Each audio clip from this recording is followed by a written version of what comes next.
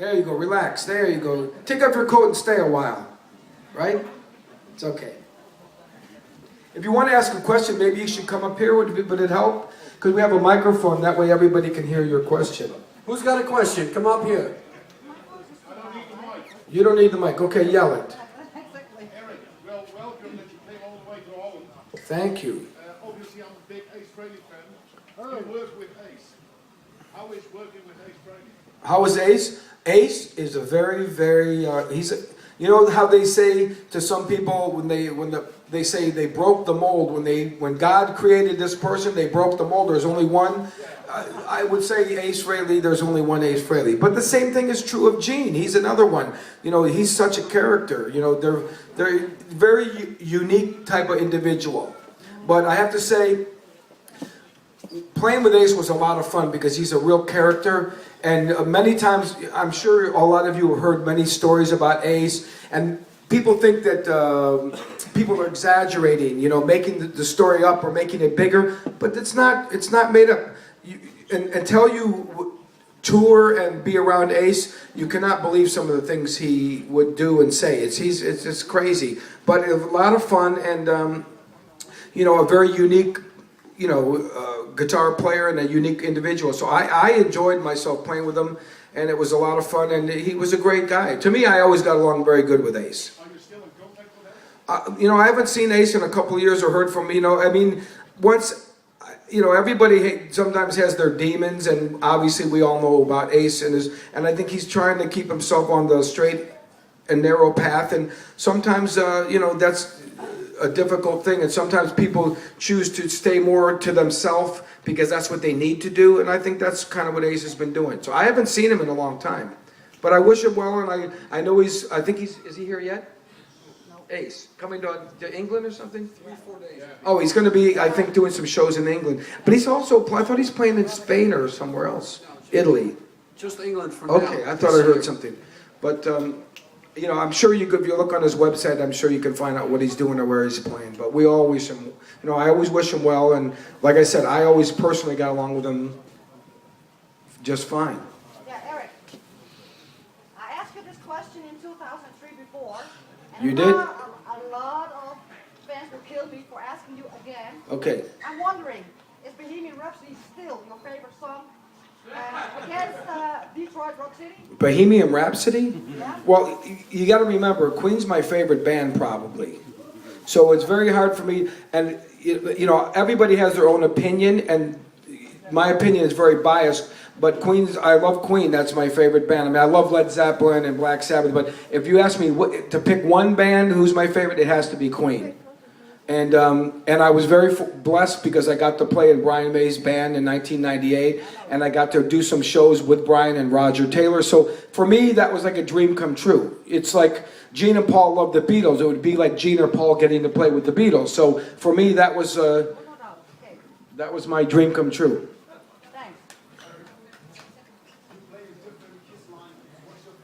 I played in different Kiss lineups.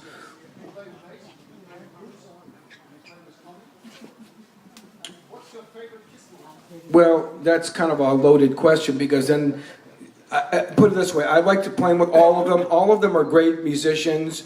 I have to say the first time playing on stage with Gene and Paul and Ace was very unique because I can remember the feeling first time I wore makeup and played a show with them. We never rehearsed or did any what they call production rehearsal in makeup. So the first time I remember we were in Japan, and I remember it was like an out-of-body experience. I was playing and I looked down and I said, wow, this is really weird. There's Gene and Paul and Ace and I'm playing drums in Kiss. This is very weird. Because I saw Kiss when I was like 16 years old. I tell people the story. I saw them. I remember one concert I was on. It was a high stage, and I stood on a chair, and I was very small. I'm small now, but I was much smaller. I was about this, maybe this big. I was very small when I was a kid in junior high and high school. I was very small for my age. And I remember being at the show, standing on a chair, and I was leaning on the stage, and I remember hitting Ace's platform boots. And I was on this side of the stage, and Ace was right at the front, and I was hitting his boots, and I remember I got his guitar pick.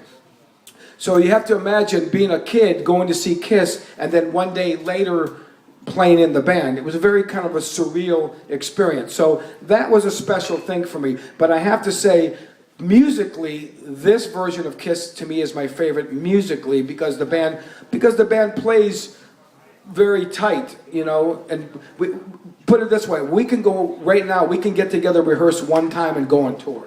That's how easy it is. When we go to rehearse for a tour, even if we didn't play for 6 or 9 months, even the first day we run through the whole set, no problem. So it's very easy to play with this lineup. We're very comfortable with each other. But I will say playing with Gene, Paul, and Ace was very special. And that's always going to be a special thing for me. If that makes sense. I mean, and even playing with Bruce was great. Bruce is a great guitar player and a great musician. But if you want to talk about a Kiss, I have to say for what Kiss does now, Tommy Thayer is the right guy for playing guitar. Who's next? Eric, I want to ask something. I was on the Kiss cruise, which was awesome. What was your favorite part of the cruise? What was my favorite part of the cruise? Yeah. Well, actually, I liked playing the unplugged kind of a thing, because it was loose and fun, and you know, I just like the idea that we played a lot of different songs that we haven't played or never played at all, and I was very surprised how much Paul was into it because after the first day, he goes, you know, this is really cool. This is it's like college or something. I feel like everybody's in a dorm. And he said, and he said right away to Doc McGee, he said, I want to do this again. So he really liked it. And then he was very serious about it. When we rehearsed, we really rehearsed very serious. And then even on the cruise, each day we would go and rehearse before the show. Like after the first concert, electric one, Paul said, I want to do some songs. So we went and rehearsed, and he said, let's do Getaway. And I had to learn the song, and we practiced that day. So, he really took it serious, and he really wanted to do something different. And this was the time to play those kind of songs for people fans like yourself. That's who wants to hear those more obscure or not so common songs. But on a regular concert tour, the average person doesn't know this material, and it really probably doesn't make sense to play it. So we always have to, here's the funny thing is, after the first night, the next day we went to rehearse, and then Doc McGee had a meeting about which songs to play, and Doc said people were complaining, how come they didn't play Love Gun? How come they didn't play Detroit Rock City? And we're like, everybody complains all the time, you always play these songs, don't you play more obscure songs? And then we did, and then they complain about not playing the regular songs. So we can't win. So we tried our best, but I think we did a pretty cool set list. You're going to go again next year? I'm sorry? You're going to do it again next year? Are we going to do it again next year? I think so. Paul said he wants to. He said everybody said they had a good time, and they definitely want to do it again. So maybe, I think from what I'm told, that cruise line, you could do different places to go. So maybe they'll choose a different, different location. Because I think a lot of the fans said they didn't like Nassau. See, everybody said the same. Yeah, I understand. I thought the same thing. Because I got off both days in the different port, and I think Nassau to me was... Yeah. I live in North Hollywood, California. It reminded me of North Hollywood. Who's next? I can see this every day.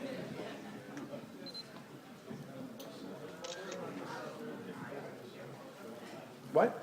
He asked, how does Paul sound after his throat surgery? I don't know. He hasn't started really singing yet. He was singing in the studio the other day, but just putting when we record songs, usually we come up with an idea, we work the song out, and then we record it, and then Paul will go in and sometimes just put a guide vocal as an idea so we know how it's going to be. But he hasn't actually gone and sung yet. So he only had surgery like about, I think, a month ago.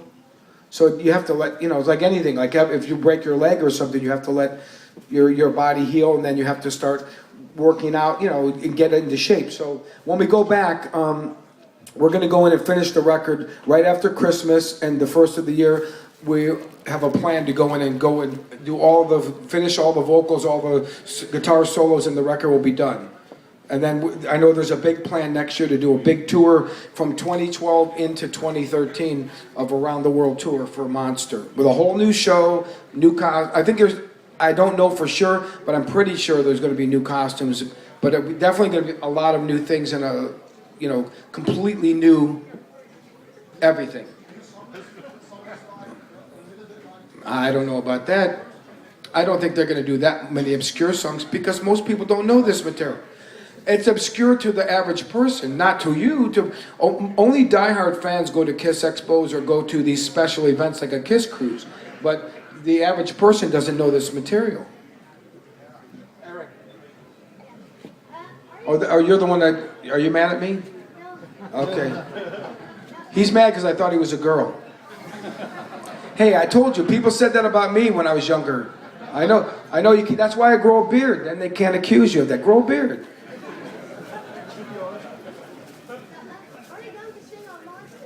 Am I going to sing on Monster? Yes. Tommy and I both each have a song we're going to sing as well. And there's a couple songs where Gene and Paul trade off like the old days. I think you guys are going to in fact, I think you're going to love the new record because there's a lot of cool riffs on this record. Sonic Boom was a good record, but now that we're comfortable with this lineup making music, it made, I could tell, it got everybody more inspired to want to do more music. If you would have asked me 3 years ago, do I think Kiss would ever make any new records? I would have said no. But now here we are doing our second record, so, I think if you enjoy what you do and the chemistry between people is good, it makes you inspired to want to keep playing and do more things. And that's why I think this version of the band works really well. Especially, Gene and Paul don't have to play anymore if they don't want to. They have enough money, they could retire. Paul, he said to me, look, Eric, I have enough money where my grandchildren are set for life. So he doesn't do it just for the money. He really does like playing and really does enjoy performing. Believe me, Can you give us a quick introduction of one of the new Monster songs? No. Just for 10 seconds or so. No. There's nothing how are you going to tell, but not from a drum beat? You have to wait till you hear it. I want to wait till you hear it. I will say this. I really believe that you're going to be very, very surprised in a very good way of the songs on this new record. Some very, very cool stuff. My favorite song is Sonic Boom? I don't know. I never thought about it. No. I'm okay, then you sing it.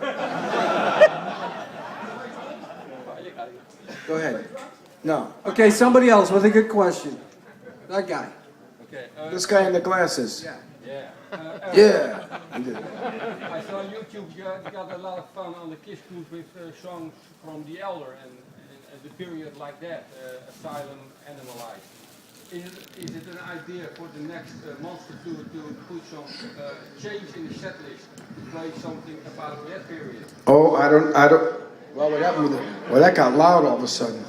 I have no idea what they're going to do yet. What we're going to do for a next tour. That's a long ways off still before we get ready to decide because we have to first figure out what kind of show we're going to have.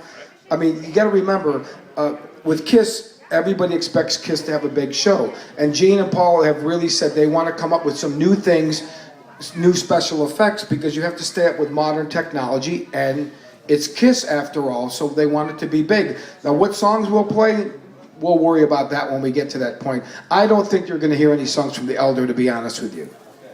Is it they make the set list or we make the set list? Who do you mean, we? Well, we always, believe me, we always try, meaning Tommy and I, we always try to influence Gene and Paul. Well, let's play this. Like, I always ask them, let's play this song, let's play that song. And Paul will say, we played that before on tour, and it went over like a lead balloon. Nobody likes it. So, you got to remember, they have the most experience of playing the songs their whole career. They've been there from day one. Would you like to play? Yeah, I would love to play some different songs. But I think there'll be something different than what people normally hear. What? I don't know yet, because we haven't gotten to that point. We have to finish the record. You know what I like? People will say a question like this. We'll be working on a new record, and the record comes out, and they go, you think you're going to do another record?